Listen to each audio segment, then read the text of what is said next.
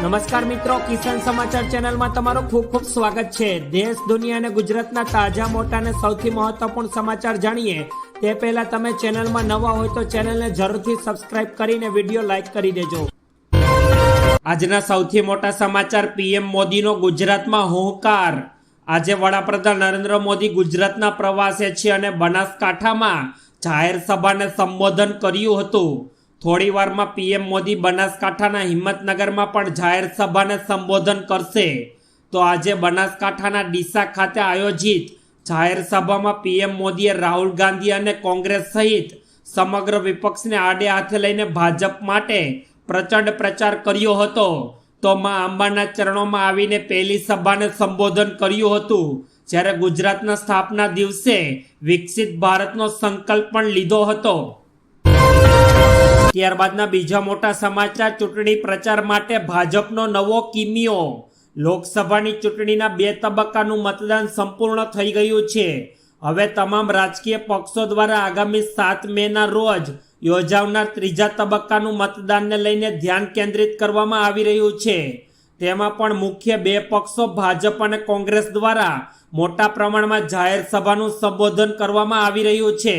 ત્યારે તાપીમાં ભારતીય જનતા પાર્ટી દ્વારા અનોખી જ રીતે પ્રચાર કરવામાં આવ્યો। ચૂંટણી પ્રચાર માટે ભાજપ દ્વારા મતદારોને રીઝવવા માટે જાદુના ખેલ દેખાડવામાં આવ્યા છે। ત્યારબાદના ખૂબ જ અગત્યપૂર્ણ સમાચાર। મનસુખ વાસવાએ ચેતર વાસવાને લીધા આડે હાથે। ગુજરાતમાં લોકસભાની ચૂંટણીને હવે ગણતરીના દિવસો બાકી છે, ત્યારે નર્મદા ભાજપના ઉમેદવાર મનસુખ વાસવાએ આપના ઉમેદવાર ચેતર વાસવા પર પ્રહાર કરતા કહ્યું કે ચેતર વાસવાથી કૂતરું તો શું, બિલાડું પણ ડરતું નથી। કેજરીવાલ એન્ડ કંપની આદિવાસી વિરોધી પાર્ટી છે, જ્યારે આદિવાસીઓના હક માટે લડતી બીટીપીને પાર્ટીને પણ પતાવી દીધી, તેવું મનસુખ વાસવાએ જાહેર સભાને સંબોધન કર્યું હતું। ત્યારબાદના મહત્વપૂર્ણ સમાચાર। લોકસભાની ચૂંટણી વચ્ચે અમદાવાદમાં વધ્યો ડ્રગ્સનો વેપાર। એક બાજુ રાજ્ય સહિત દેશભરમાં લોકસભાની ચૂંટણી ચાલી રહી છે, તો ગુજરાતમાં ત્રીજા તબક્કાનું મતદાન થવા જઈ રહ્યું છે, ત્યારે અમદાવાદ શહેરમાંથી ફરી એકવાર એમડી ડ્રગ્સનો મોટો જથ્થો સામે આવ્યો છે। શહેર પોલીસ દ્વારા બાતમીને આધારે મહિલા સહિત 2 શખ્સોની લાખો રૂપિયાના એમડી ડ્રગ્સ સાથે ધરપકડ કરવામાં આવી, જેમાં ઝોન 7માં એલસીબીની ટીમ દ્વારા ચુહાપુરામાંથી આ ડ્રગ્સ ઝડપાયો છે, જેમાં 2,53,000 રૂપિયાનો એમડી ડ્રગ્સ સાથે મહિલા સહિતની 2 લોકોની ધરપકડ કરાઈ। ત્યારબાદ સાબરકાંઠા અને બનાસકાંઠામાં પીએમ મોદીએ કોંગ્રેસ પર સાધ્યું નિશાન। લોકસભાની ચૂંટણીનો પ્રચાર જોરશોરથી ચાલી રહ્યો છે, જેમાં વડાપ્રધાન નરેન્દ્ર મોદી આજથી ગુજરાતમાં પ્રચારના શ્રી ગણેશ ડીસાથી કરવામાં હોવાથી ડીસામાં વડાપ્રધાન નરેન્દ્ર મોદી જાહેર સભા અંગેની તૈયારીઓ પૂર્ણ કરાઈ છે। વડાપ્રધાન મોદી સાથે સ્ટેજ પર 56 નેતાઓ બેસી શકશે, જ્યારે ગઈકાલે યોજાયેલી ક્ષત્રિય સમાજની શક્તિ પ્રદર્શનને લઈને પોલીસ પણ ડબલ એલર્ટ મોડમાં છે।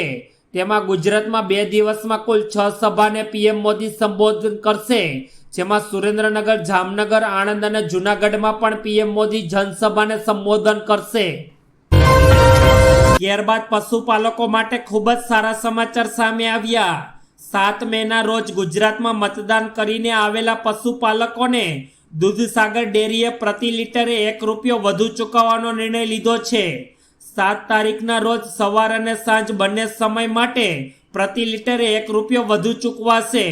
તો 10 લીટર દૂધ ભરાવનાર ગ્રાહકને 7 તારીખે મતદાન કરશે તો ₹20 વધુ મળશે।